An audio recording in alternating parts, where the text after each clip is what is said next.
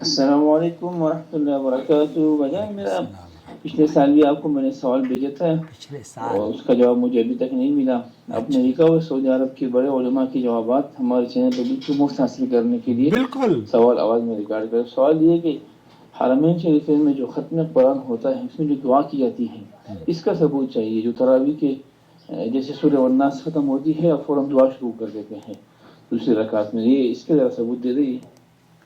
میں اگر بالکل اس کا ثبوت ہے حدیث میں تو وہ بھی بھیج دے جو صحیح صحیح حدیث ہو, جس طرح اصول ہے آپ کے, اور اگر نہ ہو تو پھر اس کا حکم بھی بھیج دے کہ یہ بدعت ہے. اور میں آپ نے سعودی عرب کے علماء اور مشائخ کے فتاوی جات کا تذکرہ کیا ہے جو کہ ہمارے چینل کا فارمیٹ ہے. میں بالکل حاضر ہوں. دیکھیے سماحت الشیخ صالح الفوزان حفظہ اللہ حیات ہیں, ان سے یہی سوال پوچھا جا رہا ہے, ان کا جواب سنتے ہیں. نعم. أكرمكم الله. يقول دعاء ختم القرآن هل هو صحيح أم بدعة؟ میں دعائے ختم القرآن کے بارے میں جاننا چاہتا ہوں کہ یہ صحیح ہے یا بدعت ہے. الدعاء عند ختم القرآن مستحب. یہ دعا کرنا قرآن کریم کی تلاوت یا قرآن کریم کے ختم کرنے کے بعد مستحب عمل ہے. وكان الصحابة يتقصدون ويجتمعون عند من يختم القرآن ويدعو. یہاں صحابہ اور اسلاف کا طریقہ کار شیخ صالح الفوزان بیان فرما رہے ہیں کہ ان کا طریقہ کار یہ رہا ہے کہ وہ ختم قرآن پر دعا کیا کرتے تھے, جمع ہوتے تھے. ولكن تحديد أدعية معينة لیکن کوئی خاص دعا کرنا, کوئی خاص طریقہ کار کرنا, هو اللي ما عليه دليل. اس کی کوئی دلیل نہیں ہے. تحديد أدعية معينة يقال هذا لختم القرآن هذا. یہ کہنا کہ یہ ختم قرآن کی دلیل قرآن کریم کے ختام پر اس دعا کو پڑھا جائے گا, جیسے کہ ہمارے یہاں ہر مصحف کے پیچھے لکھی ہوتی ہے نا. آپ اپنی گھر میں جو کتابیں ہیں نا قرآن کریم, اس میں آپ دیکھیں کہ دعا ختم القرآن لکھی ہوتی ہے. سعودی عرب میں تو نہیں لکھی ہوتی, آپ کے یہاں انڈیا پاکستان میں ہمارے یہاں ہوتی ہے. تو وہ خود ختم قرآن جو ہے نا وہ لوگوں نے بنائی ہے, جمع کی ہے, ہم یہ نہیں کہہ رہے, لیکن وہ خاص دعا ثابت نہیں ہے. ما عليه دليل. الدعاء مفتوح.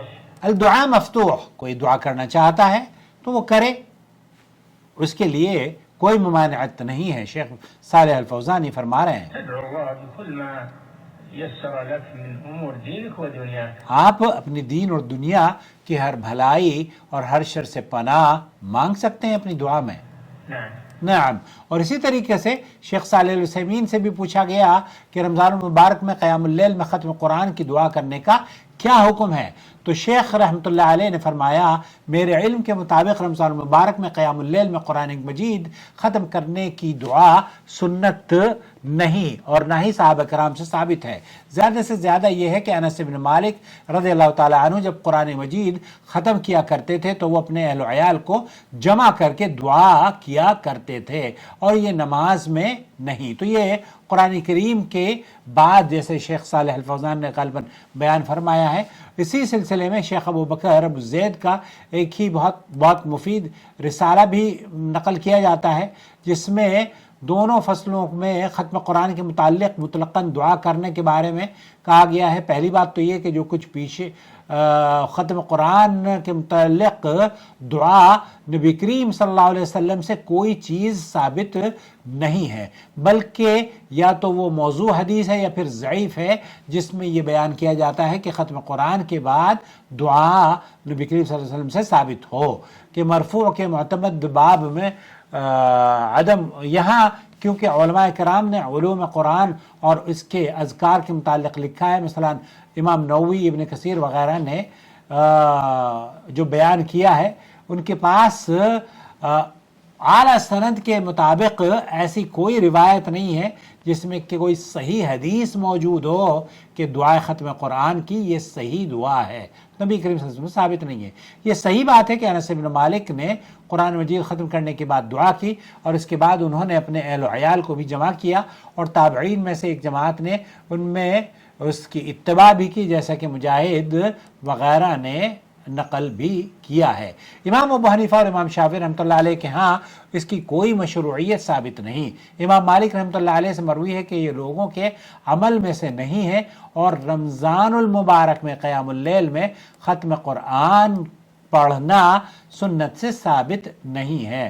قرآن مجید میں ختم قرآن کرنے کے بعد دعا کا استحباب امام احمد بن حنبل رحمۃ اللہ علیہ سے نقل کیا گیا ہے، جیسے کہ ہمارے یہاں حنابلہ کے علماء نقل کرتے ہیں، اور مذاہب ثلاثہ کے متاخرین میں سے بعض نے اس کا اقرار بھی کیا ہے۔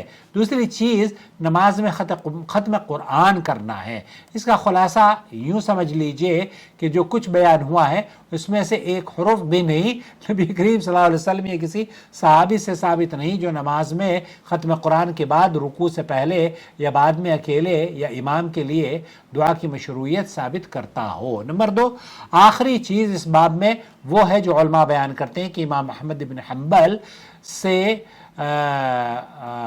اور فضل حربی کی روایت میں ہے، جس کی سند ہمیں تو نہیں ملی، کہ تراویح میں ختم قرآن کے بعد رکوع سے قبل دعا کرنا ہے، اور ایک روایت میں ہے اسے بیان کرنے والے کا بھی علم نہیں ہے کہ انہوں نے وتر کی دعا میں اسے پڑھنا آسان قرار دیا ہے۔ تو بہرحال خلاصہ کلام یہ ہوا کہ دعا کوئی خاص دعا ثابت نہیں ہے، اور شیخ صالح الفوزان فرماتے ہیں کہ مستحب ہے، جو کوئی کرنا چاہے کر سکتا ہے، واللہ اعلم۔ وصلی اللہ علی نبینا محمد وعلی آلہ وصحبہ اجمعین۔ آپ کو چاہیے تھا، 1 سال سے آپ کو جواب نہیں ملا، معذرت چاہوں، میں انشاءاللہ آپ کو جواب بھیج دیتا ہوں۔ شهر رمضان الذي أنزل فيه القرآن هدى للناس وبينات من الهدى والفرقان